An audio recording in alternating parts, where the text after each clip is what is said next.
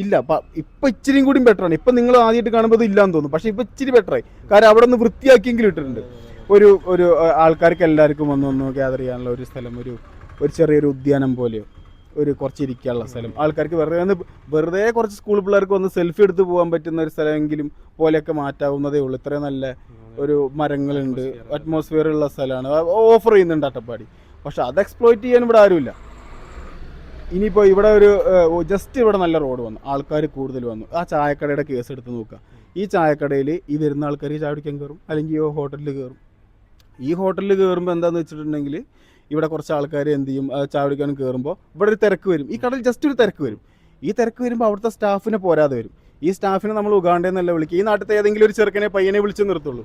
അപ്പോൾ ഈ സ്റ്റാഫിന് കൊടുക്കേണ്ട പൈസ അവൻ്റെ പോക്കറ്റിലേക്ക് വരും. അങ്ങനെയാണ് ഈ പൈസ വേറെ ആൾക്കാർ ഇങ്ങനെ എത്തിപ്പോകുന്നത്. അപ്പോൾ അതിനെന്താണെന്ന് വെച്ചാൽ അവസരങ്ങൾ വരണം. ജസ്റ്റ് ഞാനൊരു എക്സാമ്പിൾ പറഞ്ഞ ഷോപ്പ് എന്നുള്ളൊരു എക്സാമ്പിൾ, ഞാൻ വർക്ക് ചെയ്യുന്ന ഫീൽഡുമായിട്ട് ബന്ധപ്പെട്ട് ഞാൻ സംസാരിച്ചപ്പോൾ ഇങ്ങനെ പറഞ്ഞു എന്നുള്ളൂ. അങ്ങനെയാണ് ഓരോ കാര്യങ്ങളും.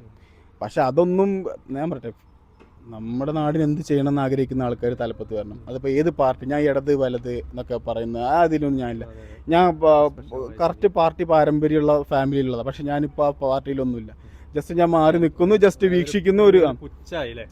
അയ്യോ പുച്ഛെന്ന് പറഞ്ഞ ഒരു ബദൽ സാധനം വരണം.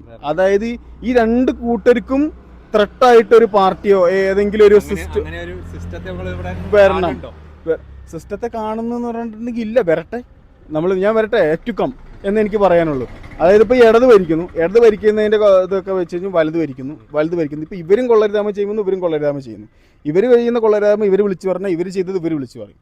അപ്പോൾ ഇതൊരു ബാലൻസ് കെ നായർ കളിച്ചെങ്കിൽ പോവാണ് ഇവിടെ ഉണ്ടായത്. ഇനി ഒരു പുതിയ സാധ്യതകൾ ഇപ്പോൾ എന്താ സംഭവം എന്ന് വെച്ച് കഴിഞ്ഞാൽ, പൊതുവെയുള്ള ഒരു സ്ഥിരം രീതിയുണ്ട്. ഇപ്പോൾ രണ്ട് രാഷ്ട്രീയ പാർട്ടിയായിരുന്നു. അപ്പോൾ ഇതിനെ കൊണ്ട് കുറച്ചുകൂടി ഡെവലപ്മെൻറ്റിനെ അല്ലെങ്കിൽ അതിന് അനുസൃതമായിട്ട് പ്രവർത്തിക്കുന്ന ആളുകൾ വന്നാൽ മാത്രമേ ജോക്സ് അപ്പാർട്ട് നമ്മൾ പാർട്ടി ഈ ഇമോഷൻസ് വെച്ച് മാറ്റി നമ്മളെ നാടിന് എന്ത് ചെയ്യുന്നു വരുന്ന ആൾക്കാർക്ക് നമ്മൾ വോട്ട് ചെയ്യുക.